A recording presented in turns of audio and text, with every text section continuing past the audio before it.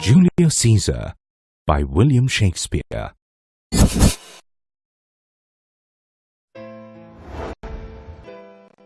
Shakespeare is widely regarded as one of the most authoritative dramatists in the English language.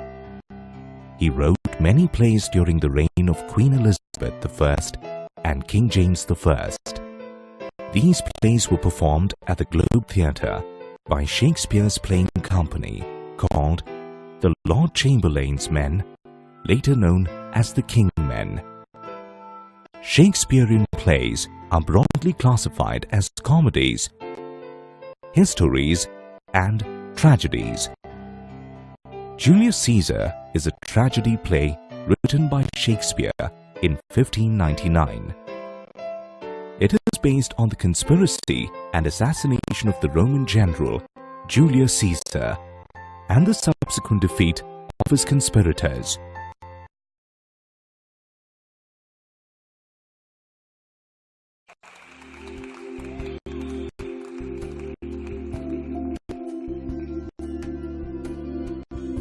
Let's understand the background of this play by looking at the Roman history. In Rome, the first triumvirate, as the name suggests, was a political regime shared between three powerful individuals, namely Pompey the Great, Marcus Licinius Crassus, and Julius Caesar. After the death of Crassus in 53 BC, Julius Caesar and Pompey the Great developed differences and fought a battle which Pompey lost. Pompey tried to escape to Egypt but was assassinated. Later on, Pompey's sons wanted to avenge the death of their father and overthrow Caesar. However, in the Battle of Munda in 45 century BC, Caesar defeated Pompey's sons and returned triumphant to Rome, and that's where the play Julius Caesar opens. Let's now take a look at Act 1, Scene 2, given in the textbook, and understand the important speeches. The first two acts of the play depict that the popularity of the triumphant Caesar has grown amongst the masses. He is offered the crown by Mark Antony, his close friend and military commander. However, Caesar refuses to be the king. Jealous with his growing power, another senator, Cassius, feels that Caesar would become an authoritarian king. Therefore, he hatches a conspiracy to kill him. Cassius also involves Marcus Brutus, who is a very close friend of Caesar and a trusted Roman senator in the plot. Being an idealist, Brutus maintains that authoritarian rule should not supersede the Roman Republic, so he joins the conspiracy to murder Caesar. The main characters in Act 1, Scene 2 are the Roman general Julius Caesar, his wife Calpurnia, and conspiring politicians Decius Brutus and Marcus Brutus. At the beginning of Act 1, Scene 2, we see Julius Caesar worried on a stormy night as his wife, Calpurnia, has gotten up screaming from her sleep 3 times.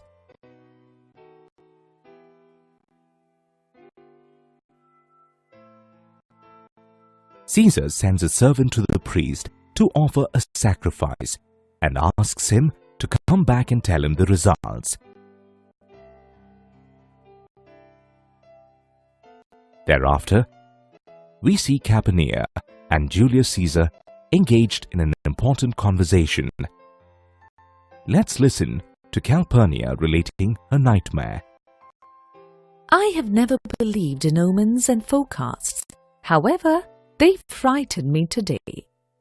Besides the many horrible events that we've seen and heard about, there's someone inside me who recounts even more awful sights. A lioness has given birth in the streets, and graves have opened up, throwing out the dead. I saw fierce warriors fighting on the clouds, in ranks and squadrons, and in an exact military formation. The blood of these soldiers was falling on the temple of Jupiter. The noise of the battle pierced through the air. Horses were neighing restlessly, and dying men were groaning in pain. There were ghosts shrieking about the city. "O Caesar, these images I saw were very unnatural, and I'm afraid." Calpurnia's speech brings out her fear and nervousness. Her nightmare also forebodes the ominous string of events that follow later on in the play. Caesar dismisses the doubts of Calpurnia and considers her predictions very general. To prove her point, Calpurnia says that when beggars die, no comets appear in the sky. However, heaven itself indicates the death of princes through the sudden appearances of meteors and comets. Calpurnia comes across as a loving and caring wife who wants to shield her husband from all evils. However, Caesar discards all signs and says, "Cowards die many deaths before they actually die. However, brave men taste death only once. Of all the strange things that I have heard, it is this fear of death that I find most strange. Death is the most certain eventuality, so it will come when it has to come." This speech shows Caesar to be very rational and fearless, although there is a hint of arrogance as well. After Caesar's speech, the servant enters again and reports that the soothsayers have recommended Caesar to stay at home. He says that while examining the entrails of a sacrificed animal, the soothsayers were unable to find its heart, which is a bad omen. Still, Caesar views this as God's way of looking down upon cowardice and therefore decides to go out. Notice that in Act 1, Caesar often refers to himself in the third person, especially when he talks about his lack of fear. This highlights that he lives the persona of mighty and fearless Caesar even in his private life. It also indicates lack of humility. Calpurnia observes that Caesar's wisdom has been consumed by his confidence. Still fearing an outward event, she begs him to send a word to his friend Mark Antony to the Senate that Caesar is not well. After much request, Caesar relents.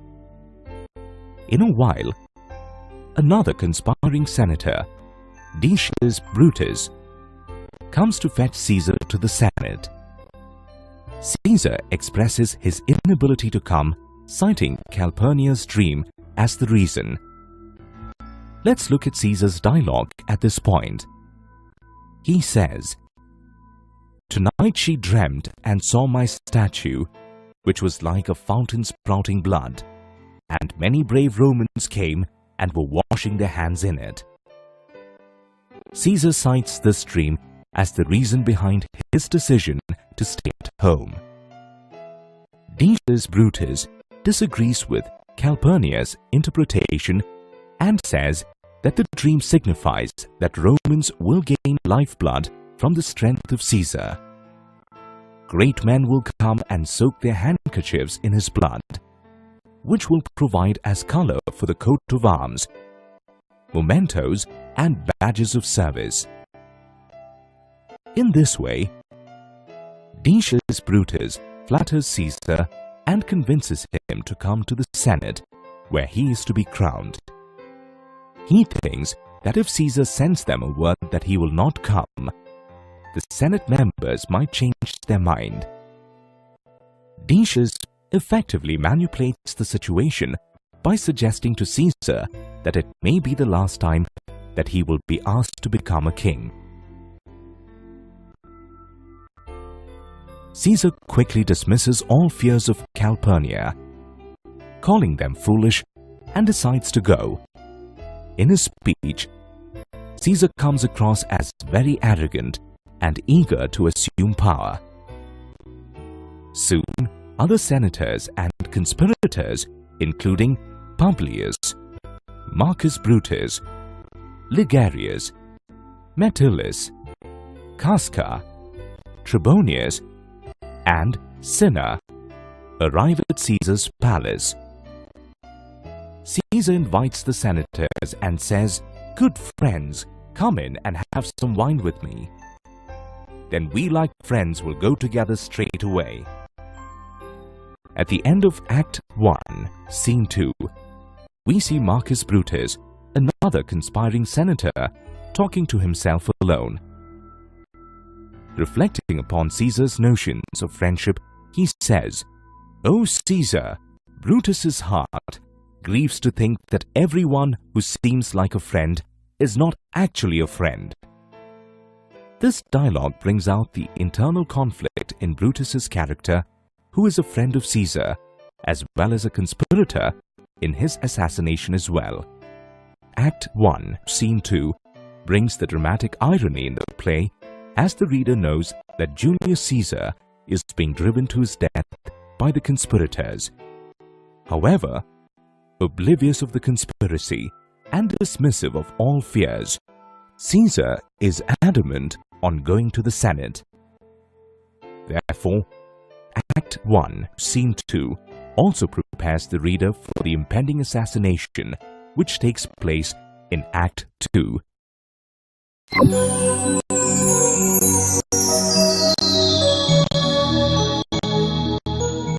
Julius Caesar by William Shakespeare.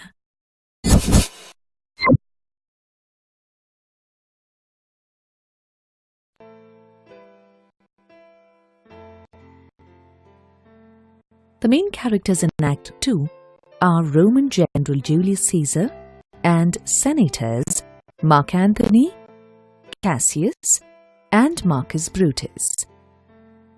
Here are the main events which take place in Act 2. Julius Caesar's wife, Calpurnia, narrates her ominous dream and pleads with him not to go out. Caesar, however, dismisses all his fears and, encouraged by another senator, Decius Brutus, decides to leave for the Senate, where he has to be crowned. Act 2, Scene 1 takes place inside the Senate.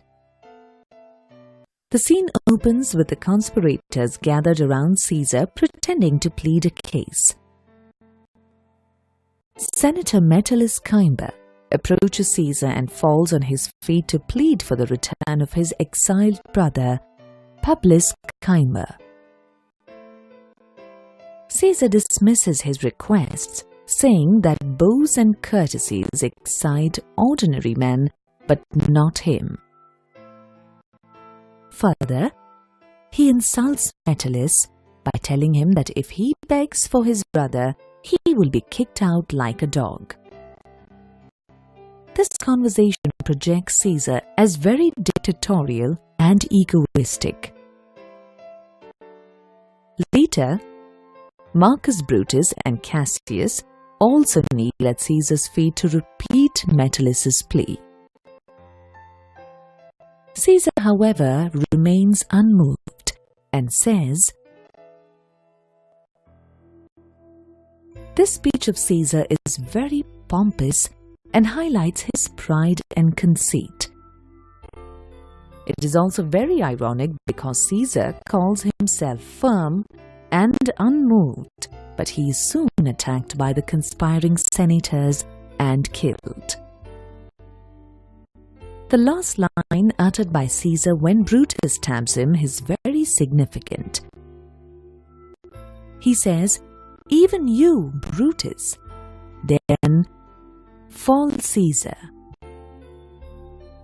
This sentence underlines the shock and horror of Caesar on discovering that his closest friend Marcus Brutus is also one of the conspirators. The conspirators, meanwhile, proclaim the victory of liberty and freedom and defeat of tyranny. Now, Mark Antony enters the Senate and sees Caesar's corpse. He's amazed to see how a great man with so many glories and conquests to his name now lies shrunk on a small piece of land. He tells the conspirators that if they mean to kill him, then they must do it at once. He feels that there will not be a better place or better method of death than to be killed by them besides Caesar, who is the greatest man of this time. Brutus, however, tells Antony not to beg for death. He further says that the conspirators may appear bloody and cruel because Antony sees his hands but not their painful hearts.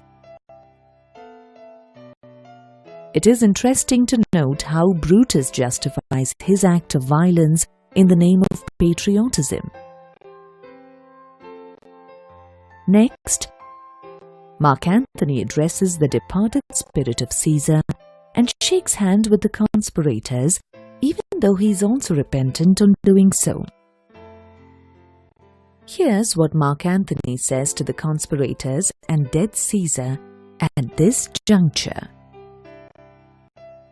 My reputation now stands on slippery ground, and you must consider me in either of the two bad ways, as a coward or as a flatterer. O Caesar, it's true that I loved you. Won't your spirit be grieved more than your death to see Antony making peace and shaking the bloody fingers of your enemies? It is evident from Antony's speech that at this point he feels helpless and finds his reputation to be on a slippery ground or prone to blemish. He thinks that he may be branded as either a coward or a flatterer. Even when Antony has joined the conspirators, he shows his love for Caesar and is worried how Caesar's spirit will perceive him. On hearing Antony, Cassius questions his loyalty and asks if they could depend on him. However, Antony tells him that he merely forgot himself for a moment on seeing Caesar's body. He also offers to become the friend of the conspirators if they cite reasons why they considered Caesar dangerous. Brutus assures Mark Antony of a satisfactory explanation. Thereafter, Antony asks if Caesar's body can be brought to the marketplace where he is allowed to funeral oration.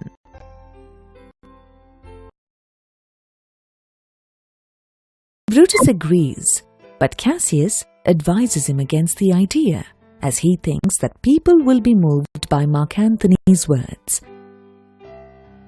Brutus then assures Cassius that he will speak before Antony and explain the reason behind Caesar's assassination to the public. Brutus also plans to tell people that Antony has been allowed to speak only by his consent. In doing so, Brutus believes that people will admire his magnanimity for allowing Antony, Caesar's friend, to take part in the funeral. Cassius remains displeased with the idea, but Brutus allows Antony to take Caesar's body and instructs him not to blame them in his speech. After this, everyone departs, and only Antony is left behind with Caesar's body. At this point, There is Antony's monologue in which he asks for Caesar's forgiveness for being gentle with his murderers.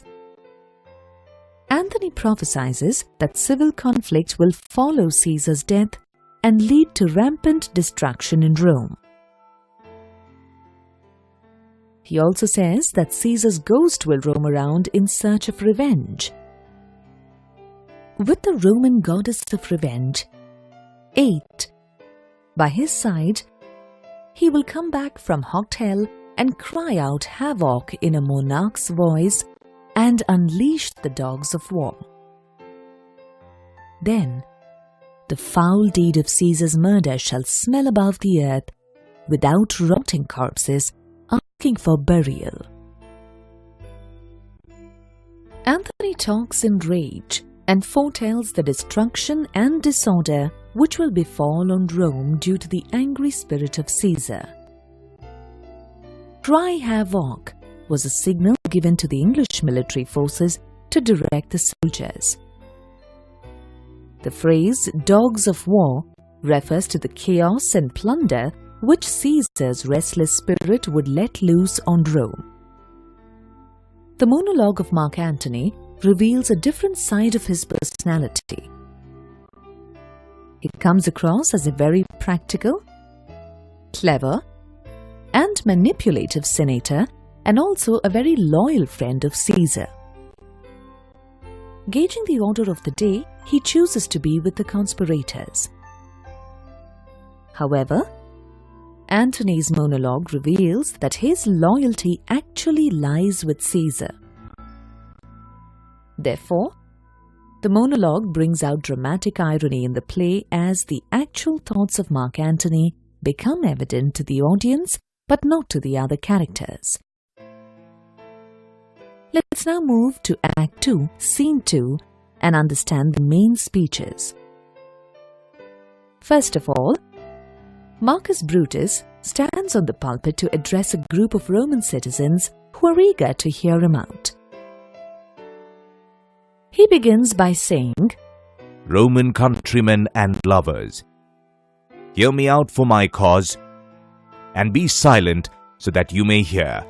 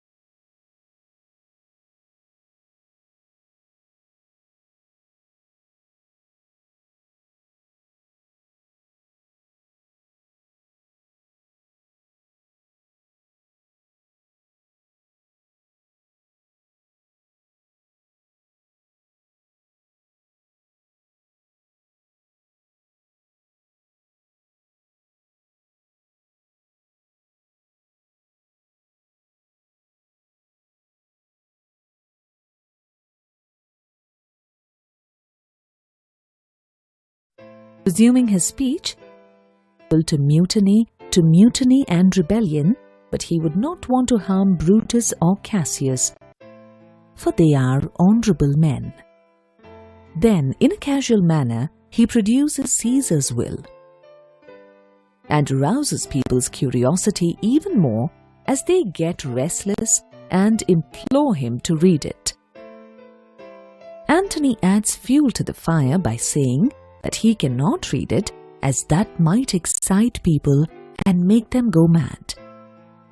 The crowd gets enraged and calls the conspirators traitors and demand Antony to read the will.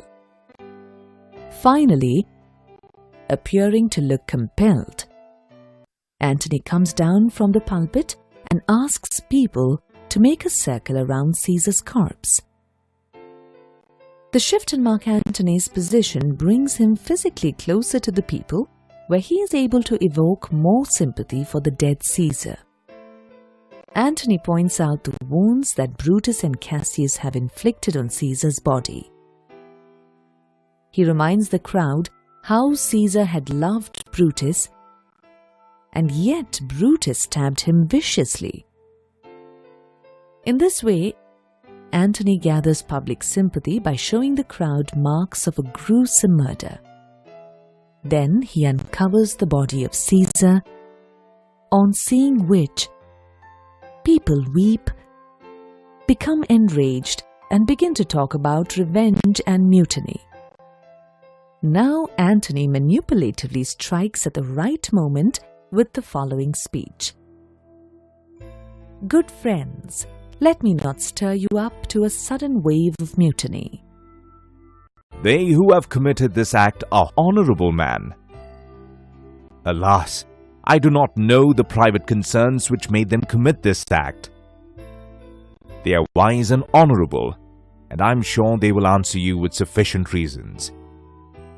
My friends, I have not come to steal away your hearts, as I am not an orator like Brutus. As all of you know me, I'm a plain, blunt man who loves his friend, and this is well known by the people who gave me the permission to speak about my friend. Because I don't have intelligence or words or worthiness, action or voice, or the power of speech to stir up men's emotion, I only speak plainly. I will only tell you what you know yourself. I will show you Caesar's wounds, which are like speechless mouths, and let these wounds speak for me. However, if I were Brutus and Brutus was Antony, then that Antony would ruffle up your spirits and put a tongue in every wound of Caesar, and persuade even the stones of Rome to rise in mutiny."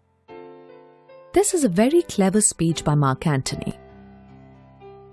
Firstly, he rejects the idea of mutiny. Secondly, he refers to Brutus as a good orator who can steal people's hearts. Thereby, he implicitly conveys how people have been swayed by the smooth-talking Brutus. He, however, presents himself as a plain, blunt man.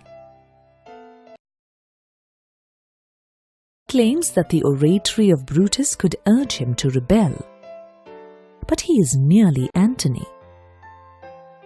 However, by uttering these words, he challenges people and successfully plants the notion of mutiny in their heads. After Antony has spoken, people become aggressive and want to burn down Brutus's house. People are once again all for Caesar. At this point, Antony strategically reads Caesar's will, in which he has bequeathed a sum of money from his personal holdings to every man in Rome. He also reveals Caesar's plans to make his private parks and gardens available for the pleasure of people. The citizens are struck by this act of generosity and swear to avenge selfless Caesar's death. They run in all directions to wreak destruction throughout the city. Antony, on the other hand, stands alone, reflecting what will come of the mischief that he has set loose on Rome. Later on in the play, Antony joins Caesar's nephew, Octavius Caesar, and together they prepare to fight against the conspirators. On the other hand, Brutus and Cassius fall apart as Brutus, who is an idealist, gets angered by Cassius's practicality. Thereafter, the armies of Octavius Caesar and Antony fight against the combined army of Brutus and Cassius. In this battle, Brutus and Cassius are defeated and they commit suicide. Julius Caesar is a strong political play that depicts a real political event in history. In this play, Shakespeare effectively depicts how language is effectively used by politicians to achieve different ends.